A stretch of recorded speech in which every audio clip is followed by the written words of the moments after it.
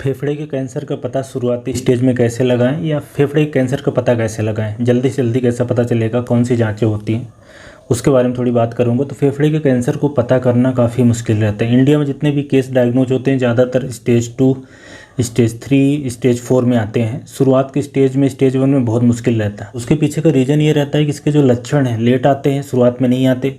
जब आते भी हैं तो इतने नॉन स्पेसिफिक होते हैं कि वो निमोनिया जैसे लगते हैं, टीबी जैसे लगते हैं और दूसरी प्रॉब्लम जैसे लगते हैं।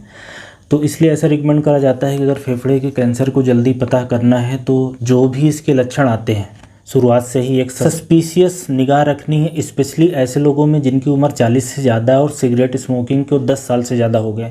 तो अगर कोई भी व्यक्ति जिसको सिगरेट स्मोकिंग की हिस्ट्री है 10 साल से ज़्यादा की, 15 साल से ज़्यादा की, और उनकी उम्र 40 साल से ज़्यादा है और फेफड़े में समस्या आ रही है, किस तरह की, खांसी के साथ में ब्लड आ रहा है, ऐसे केसेस में रिकमेंड करा जाता है कि 2 हफ्ते की अगर खांसी किसी को है, वो नहीं ठीक हो रही है, तो उनको तुरंत ही एक्सरे की जांच करा लेनी चाहिए। एक्सरे की जांच में 100% केसेस में तो नहीं पता चल जाता, लेकिन स्टेज 3 का या स्टेज 2 का लंग कैंसर हुआ तो वो भी एक्सरे में दिखता है। कई बार स्टेज 1 का अच्छे से नहीं दिख पाता है। बहरहाल जो एक्सरे में देखने की कैपेसिटी है वो 80% है। 80% जो लंग कैंसर वो दिख जाते हैं, 15-20% फिर भी छूट जाते हैं। और अच्छे से देखना है तो छाती का सीटी स्कैन है, सीटी स्कैन से ज़्यादा अच्छे से दिखता है, तो उसकी सेंसिटिविटी बढ़ जाती है। लंग कैंसर पकड़ आने के चांसेस जो छाती का सीटी स्कैन है उससे और अच्छा रहता है। और सीटी स्कैन में एक मॉडिफिकेशन होता है जिसमें डाई डाल दी जाती है, कंट्रास्ट डाल दिया जाता है, जिसको CCT बोलते हैं, CCT थोरेक्स।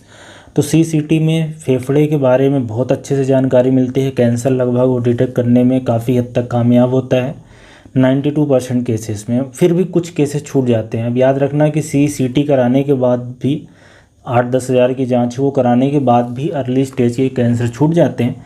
बट CCT में फेफड़े के बारे में पता चलता है, एड्रिनल ग्लैंड के बारे में पता चलता है, लीवर के बारे में, इन सब आसपास के आर्गन के बारे में भी जानकारी मिलती है।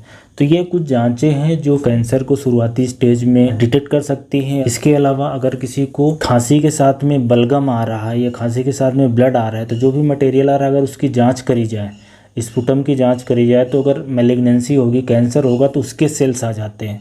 तो वो भी कुछ लोगों में मददगार होता है। कुछ लोगों में जो ब्रोंकोस्कोप होता है, कैमरा है, उसको अंदर डाल के और वहाँ से टुकड़ा ले लिया जाता है, बायोप्सी का टुकड़ा।